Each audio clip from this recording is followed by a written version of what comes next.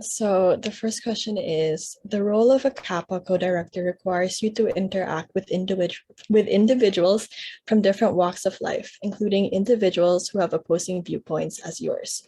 Describe a time when your viewpoints or ideas were challenged, and how did you come to an agreement?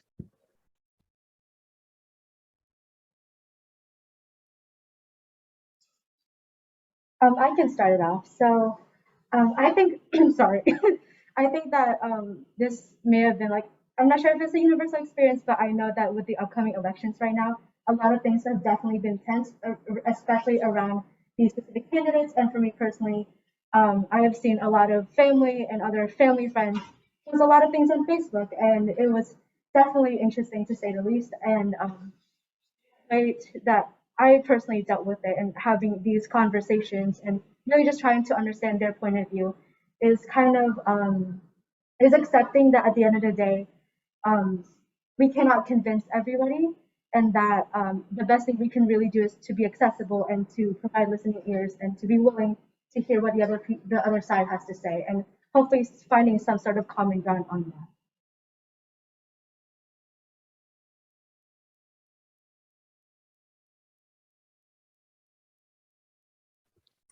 Um, if I can go, something that came to mind was a very recent discussion that we've had within Kasamahan, and also like within I've had with some individual members of Kasamahan, and it was the discussion surrounding like terminology within how we refer to Filipinos and whether we call them Filipinos or we use Filipinx, and just kind of that separation between what people believe in the Philippines and what we believe here.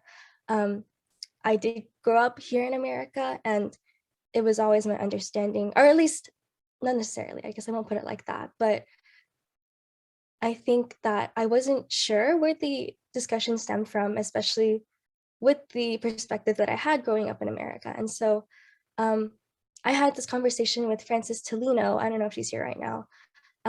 But I think one of the most important things she told me um, is that in opening these discussions and these conversations and being able to see other points of view, I think it really helps to humanize each other and to kind of relieve some of the tension and the conflict that may be present in these discussions. I recognize that there is such a big divide between what we experience as Filipino Americans and what people in the Philippines experience. And this discussion that we had is just one part of that. But I really think that, sorry if I'm going on a tangent here, I kind of don't exactly remember all of the question, but I think that that was one instance where um, I chose to open up to a new idea. And I think that the advice given to me to really participate in these conversations and to open my mind to what I might not have known or what I could know was really important. For me, I'd say I don't a specific moment doesn't really come to mind, but especially during the pandemic, I spent a lot of time online and more specifically Twitter, which, as we all know, can be kind of a mess. And I did run into a lot of people who had very opposing mindsets as me, especially when it came to Filipino issues with how the political climate is there at the moment. I would say at first it was very difficult, but I learned how to, look at it from their side, their perspective, what resources they had to educate themselves, and the fact that maybe if they live in the Philippines, it's different as like someone who did look at it from the outside. And I think I'd say what I learned from that is again just like sometimes you can't change what people think, but you can do your best to be there and to be an open resource to them and not just telling them, hey, you're wrong and this is why you're wrong or like insulting them. It's like, yeah. I had another thought, if that's okay, just to kind of build upon what I was saying. I did mention that there is that separation between us in America and the people in the Philippines. And I think, again, that in perpetuating these conversations and facilitating these discussions, it's really important to create unity and solidarity, which is something that I know Kasamahan really stands for. And I know that it is really difficult to open ourselves up to these new perspectives and these new ideas that challenge what we may have grown up knowing. But I think I am learning, and I have learned, and I hope to continue to learn what it means to really create that environment of unity and solidarity through conversations like this, and through being open to what other people have grown up believing and where they are now. My next question is, many people come to Kasamahan for different reasons. How do you envision they can learn about the topics they may not know much about?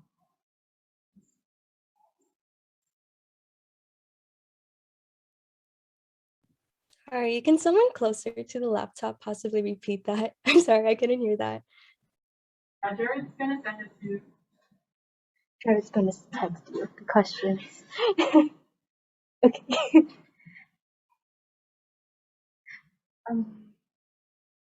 I guess I can start it off again. I think the best way that someone can really address this concern is to make our events as accessible as possible. Because at the end of the day, we can't really convince everybody to attend every event because we all come from different perspectives and different levels of education and knowledge. But if we make our events as accessible as possible and potentially and making the events as accessible as possible will hopefully spark a little bit of interest and convince everybody to attend the events.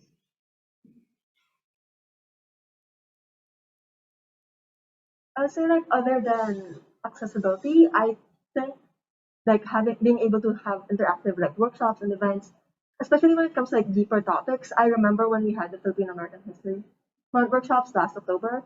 It was on Zoom and we ended up splitting into breakout rooms as well.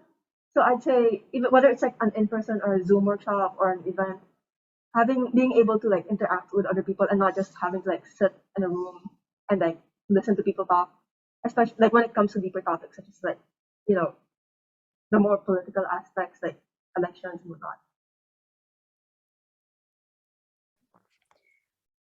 This is also something that I learned from my time this year and from the people that I spent time with this year, but I really want to emphasize on creating a brave space and a safe space where membership can begin to feel comfortable discussing these topics. I know that it is hard to come into this space and to speak about heavier things, and as someone who hopes to be in the position to lead those discussions, I want it to be known that I recognize the hardship of that, and I recognize the difficulty and the heaviness of these topics, and that I am right here alongside the rest of membership and experiencing that with all of you. And I just really hope to emphasize community, not just within Kasamahan and not just within the USF campus, but also with the people that are the reason we're here at all, and with our Filipinos back in the Philippines, who are just as much a part of this organization and just as much a part of our stories as we are. And so overall, I think that when it comes to this question, I just really want to focus on, again, cultivating a brave environment where people feel comfortable and where I can extend that comfort and welcome them into the space, and where I can also acknowledge myself that it is a heavy topic, it is a difficult topic, and just encouraging curiosity and, again, bravery and coming into this space, even if maybe, you don't know, I know that I've been on that end before, that I was on that end of being hesitant to engage in these discussions and learn about these things, because I grew up, I think, very sheltered from my culture. And I think what has helped me the most and what I hope to execute now in this position myself is just to stay persistent and to continue putting it out there and continue welcoming people in, and just acknowledging these topics, where they come from and where we can move forward to.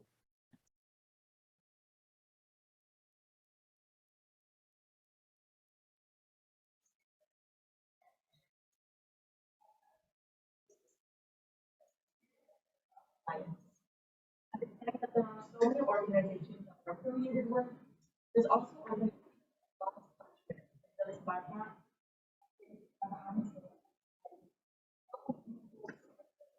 Yourself accountable into these social relationships. You still have additional organizations that you want to work with.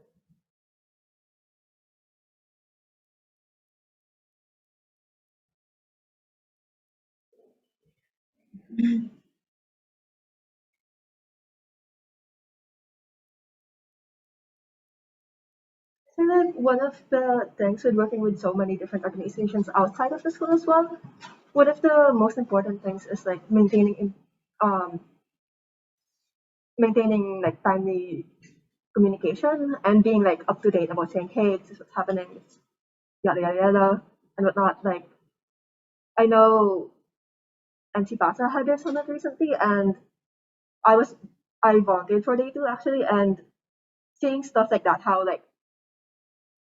different colleges come together and work together to like hold events like these, that I think like something like that helps motivate. It's a good motivation as well for maintaining timely communication, as well as like just keeping track of who you're supposed to be communicating it with and whatnot. Yeah, I agree with Saida, and it really comes down to the concept of really. I think the best way to really our Kasamahan and different organizations is by being with ourselves. And luckily, through the last semester, I've been able to intern for NG Plaza, and I've been able to see how a lot of the other organizations work can really be applied and be accessible for our members in Kasamahan. And I think really the best way is to stay mindful of all of these events and all of these organizations that offer really great opportunities for members and making them accessible and found throughout our member.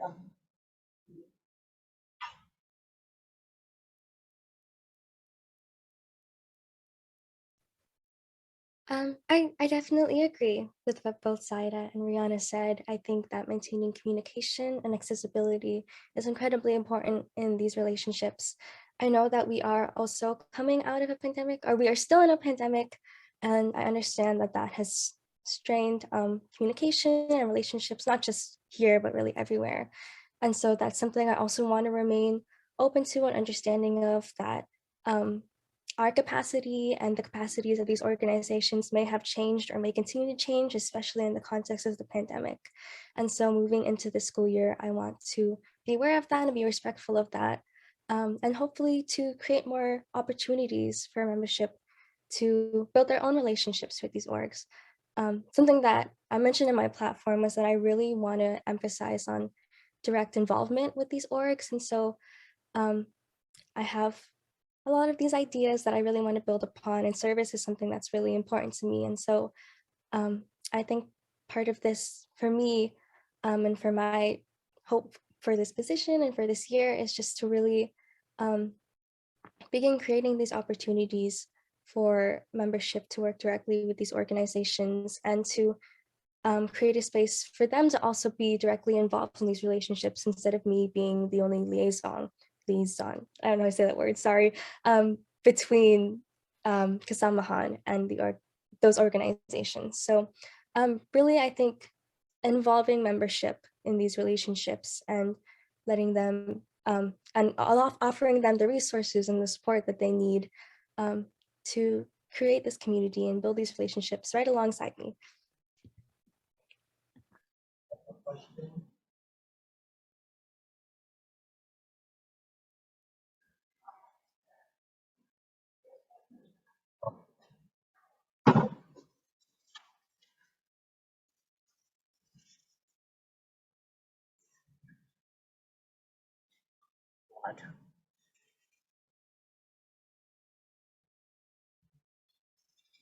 Else you want?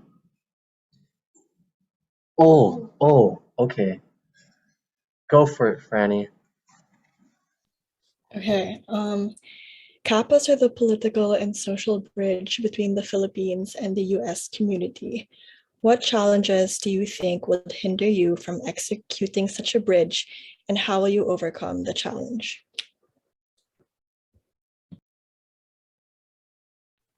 I'm so sorry. Can you repeat that question? Yeah. Kappas are the political and social bridge between the Philippines and the US community. What challenges do you think would hinder you from executing such a bridge, and how will you overcome the challenge? All right, I can start us off again. I think one of the biggest concerns and issues that I see, not only with this position, but in general, is that we have this constant stream of news that is updated every day. And it is really nearly impossible to stay updated with every little thing that happens, not only here, but also in the Philippines. And that is definitely going to be a challenge when it comes to this position because we want to make sure that we give our members the most updated information as possible, and we want to keep them as aware as possible. One way that I really think that we can solve this issue is through utilizing not only our co-directors but also our executive board when it comes to giving us these types of information. Because not only am I still learning and very limited in what I get every day, all of our officers are also very limited. So I think that opening up a platform that allows our members to be able to give us information and to let us know, like, hey, this is what's going on, that is very recent, you have heard about it, but I think is worth giving attention to here in our space in Kisamahan. I think it will be really beneficial. And that way we can keep as updated as possible when it comes to the information we need.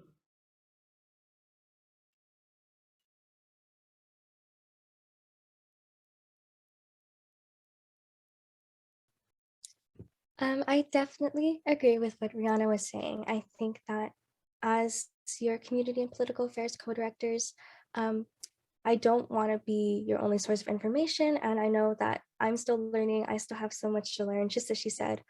And so I think, as I kind of mentioned earlier, I think a major bridge is just overcoming, not overcoming, sorry, let me rephrase that, is that there are so many different perspectives and so many different viewpoints and so many different, like she said, streams of information coming in regarding what is happening in the Philippines. And it can be easy to get lost in the mix, but just like Rihanna was saying, something that's really important to me is really opening the space up for membership. Tell me, what do you want to hear? What do you feel? What do you believe? Where are you right now? Where is your head at? And to incorporate that into what I share in my position and what I do in my position. I know that, myself alone, like I don't want just my ideas and just what I know, just my knowledge, to be the only thing that leads us through the space. Of course, my other director, but also all of you. And I want to make sure that each of you are a part of this process, and are a part of learning and getting and hearing and sharing this information. And so I think that is something that I definitely want to focus on. It's something that I do anticipate being a bit of a challenge, but I think that just like Rihanna said, and opening the space up to each of you and creating that, again, that brave and that safe space for each of you to contribute to what we are learning and to what we are hearing, that's something that I really want to focus on. Echoing what both Janelle and Brianna said, I do think like information coming from the Philippines to the US is a really big challenge, especially with how news outlets nowadays can become really biased. And as people from the outside, it can sometimes be difficult to tell whether like what's true and what's not. And I think like they both said, opening it up to the members, but at the same time like delving into like more than surface level information in order to be able to provide like the membership with accurate information that's not just like a quick Google search or like a quick, check what's trending on Twitter and then we're going to talk about this. Because that's something I found like really important as well when you research Philippine politics. There's a lot of information, there's a lot of news outlets, and translating that to like post online or just like telling others about it. What you find on the internet, like the first link on Google, that is most likely not the most accurate link.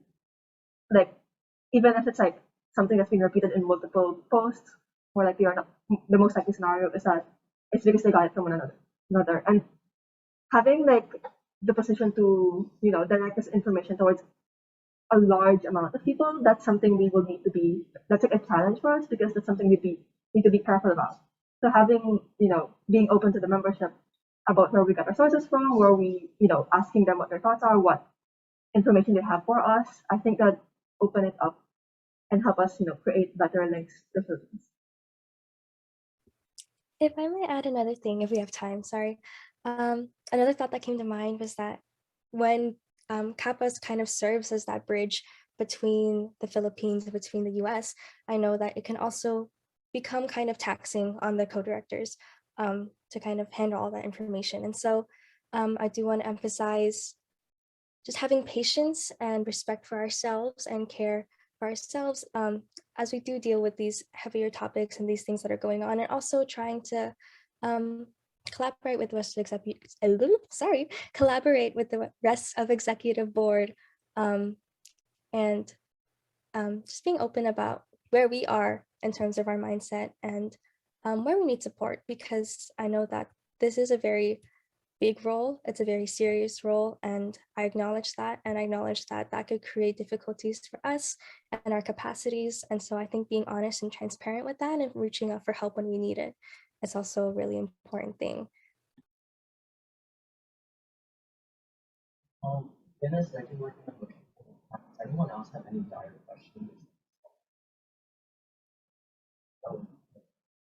Hi, Jerry. I have an additional step.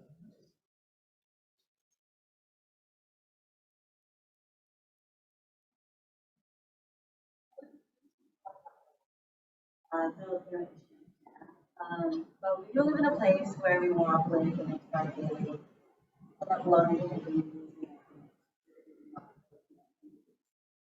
These different communities face social and political in someone's platforms, their allies too.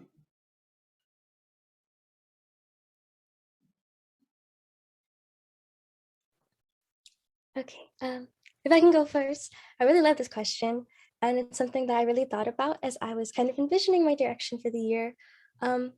So what happened is I was doing some research on some Indigenous groups, and I came across this article, and it was about how Panangal Dance Company had performed at the Merry Monarch Festival in Hawaii, which is actually it's like a Hawike, a celebration of Hawaiian culture and hula. And I thought it was really interesting how they had Filipino performers perform there at that show.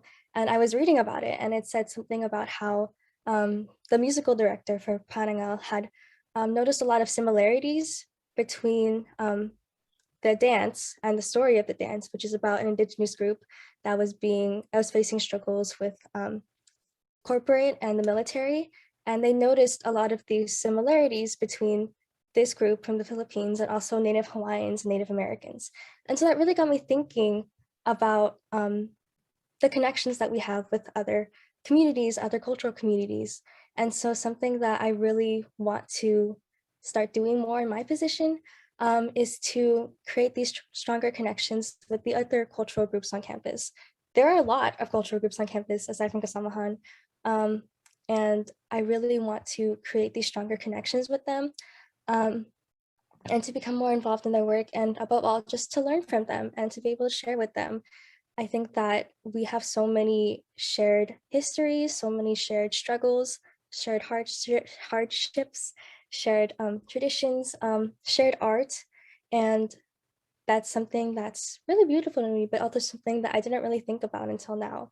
And so I really want to see just these stronger connections with the other cultural organizations, not just on campus, but also around campus, and just recognizing what it is like to sometimes be a person of color, to be part of a lower income community, recognizing our struggles and how they also relate to the other struggles of other communities. Something really important to me is empathy and being able to put ourselves in the positions of other people. And for myself personally, I recognize how privileged I am, and how many privileges I do have. And knowing that, I really want to again emphasize all of these. I want to emphasize service, I want to emphasize volunteering, justice, working with these communities, Filipino or not, to really extend our reach beyond Kasamahan, beyond USF, but into the greater community. Echoing off of what Janelle said, I think we do have a lot of culturally focused clubs on campus, and being able to collaborate with them and bring together our culture, because as like immigrants or children of immigrants, our own culture has been like kind of meshed with in a sense with like you know our own environment and being able to uplift the voices of others and also join them in celebrating not just our culture but also their culture is something that's important because I think that's part of what being Filipino is. It's also being open towards other people and their own experiences and being a supporting others and not just those who are like us. And I see that we're like holding events with other clubs such as the Southeast Asian Student Association, which I know Southeast Asia has a lot of similarities with the Philippines because we are in Southeast Asia, but also other culturally focused clubs. Just to echo off of what both of our lovely candidates have said, I think one aspect that we really haven't really touched on as a club is intersectionality and how all of us and our ally friends all come with these different perspectives when we share this common ground.